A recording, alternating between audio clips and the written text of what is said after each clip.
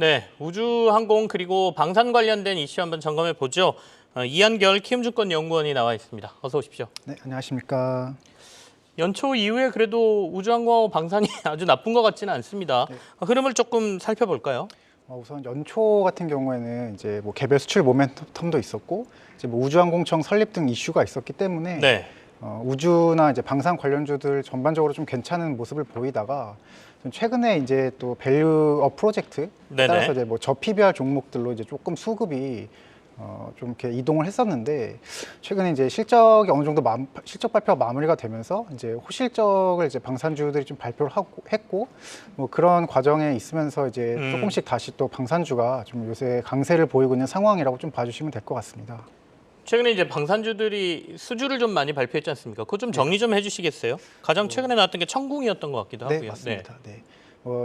작년 연말부터 이제 올해 연초까지 뭐 다양한 수주들이 있었는데 우선 뭐 에어로스페이스 같은 경우는 지금 호주 레드백 본계약이 좀 체결이 됐고, 그다음에 연말 같은 경우 이제 폴란드 2차 계약도 좀 체결을 했습니다. 그리고 올해 같은 경우 좀 가장 이슈가 되었던 부분은 이제 사우디 쪽 관련해서 청궁2 수주 받았던 부분이 지금 시장에서 좀 가장 큰 이슈가 됐었고, 뭐 계속해서 조금씩 이제 그 외에도 이제 다른 업체들도 뭐 추진하고 있는 수주에 대한 뭐 예를 들면 한국항공우주의 이런 수리온 이제 수출에 대한 언론 보도라든지 이런 부분이 좀 계속 좀 언급이 되면서 뭐 지금까지도 계속 이제 올해도 좀 풍부한 수출 성과를 좀 보일 수 있을 걸로 좀 기대를 하고 있습니다. 이 우주항공하고 방산은 워낙 수주 규모가 크다 보니까 수주 모멘텀은 분명히 있는 것 같은데 그게 실적으로 돈이 들어왔느냐의 문제는 또 다른 거지 않습니까? 그래서 네, 4분기 실적 아까 좀 좋았다라고 하셨는데 우리나라 5대 방산사라고 할까요? 각각 실적을 좀 점검해 볼 필요도 있겠어요? 네, 맞습니다. 그래서 일단 뭐 간단하게 말씀드리면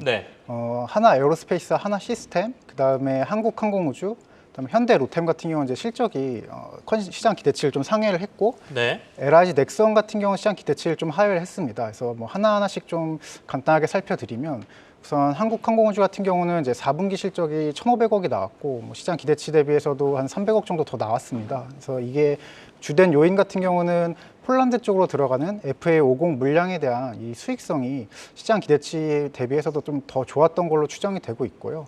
뭐 그 외에도 이제 TA50 블락 이제 2NE 물량 같은 경우가 일부 납품이 되면서 국내 납품 볼륨도 좀 증가를 했던 부분이 이번에 호실적으로 좀 연결되었다라고 좀 보고 있고요.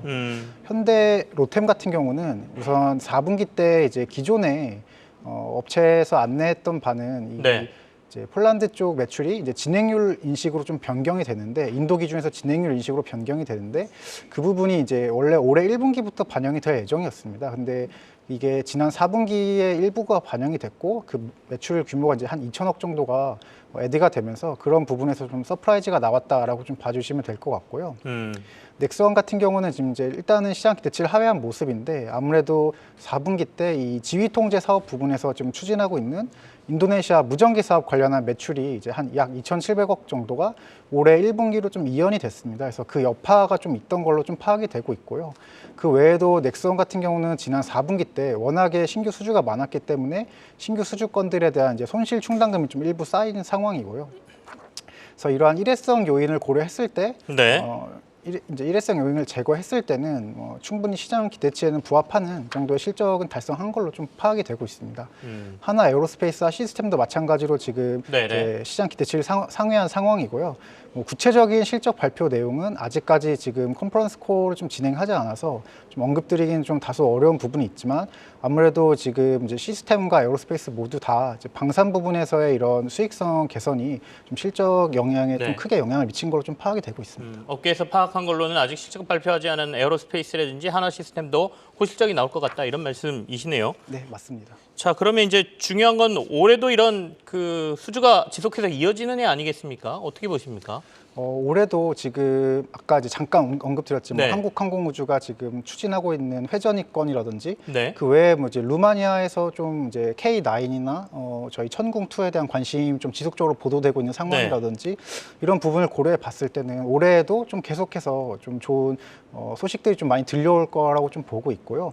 뭐 이 외에도 LIG 넥스원이나 한국항공우주 같은 경우는 미국 쪽 사업도 좀 계속 좀 추진하고 있기 때문에 이 부분도 좀 주목해 볼 필요가 있다라고 좀 보고 있습니다.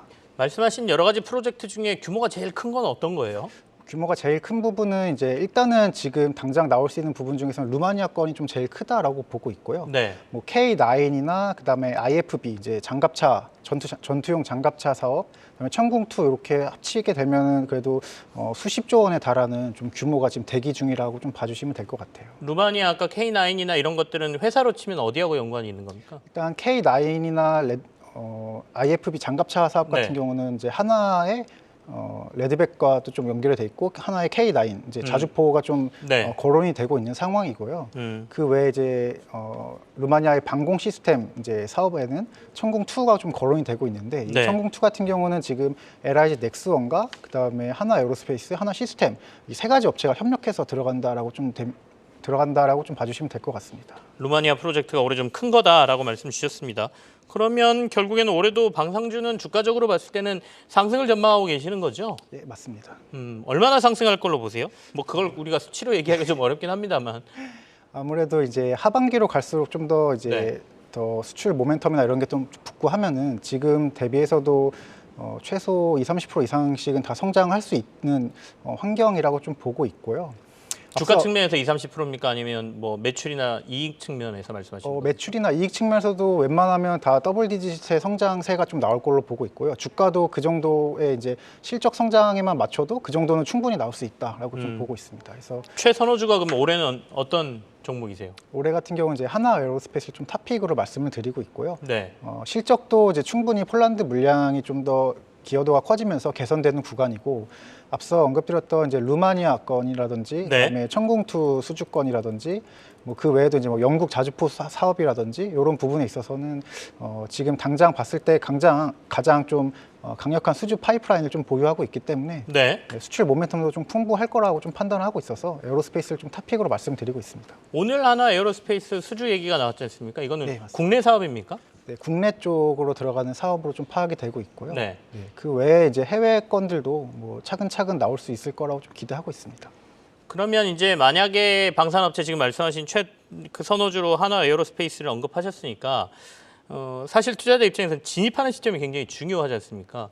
지금 네. 상반기가 진입하기 좋은 시점이에요. 아까 수주나 이런 것들은 하반기에 좀 몰려 있다고 했으니까 조금 더 네. 지켜보다가 들어가는 게 나을 거라고 보세요. 전략적으로 좀 전략적으로 네. 봤을 때는 이제 상반기, 하반기 나눠서 구분하자라고 좀 보면은 네. 저는 이제 지금 개별 업체단에서 지금 가지고 있는 수주 파이프라인이나 수주되는 예상 시기나 이런 부분 좀 다 다르기 때문에 상반기까지는 에어로스페이스가 이제 루마니아 건 규모가 워낙 크고 거기에 좀 이제 가장 비중이 높은 게 에어로스페이스다 보니까 에어로스페이스를 좀 선호하고 있고요. 하반기로 갈수록 이제 한국항공우주 같은 경우가 이제 좀 선호가 되고 있는데 한국항공우주 같은 경우는 이제 하반기 갈수록 뭐 내년도에 있을 좀 미국 사업에 대한 기대감이 좀 일부 반영된다든지 아니면 한국항공우주도 마찬가지로 지금 이제 회전익 이제 네네. 헬기 쪽 수출이 2건이 예정되어 있고 올해 그다음에 FA50도 좀 추가적으로 수출이 예정이 되어 있어서 그런 부분이 하반기에 좀 더 이제 가시화되면 그때는 좀 더 좋은 퍼포먼스를 보여주지 않을까라고 좀 기대하고 있습니다. 알겠습니다. 하나 에어로스페이스는 아무래도 상반기 쪽이 조금 더 나을 것 같다는 얘기시고 네, 맞습니다. 하반기로 갈수록 한국항공우주가 좀 더 낫다 이렇게까지 말씀 주셨습니다. 키움증권의 이한결 연구원과 함께했습니다. 감사합니다. 네, 감사합니다.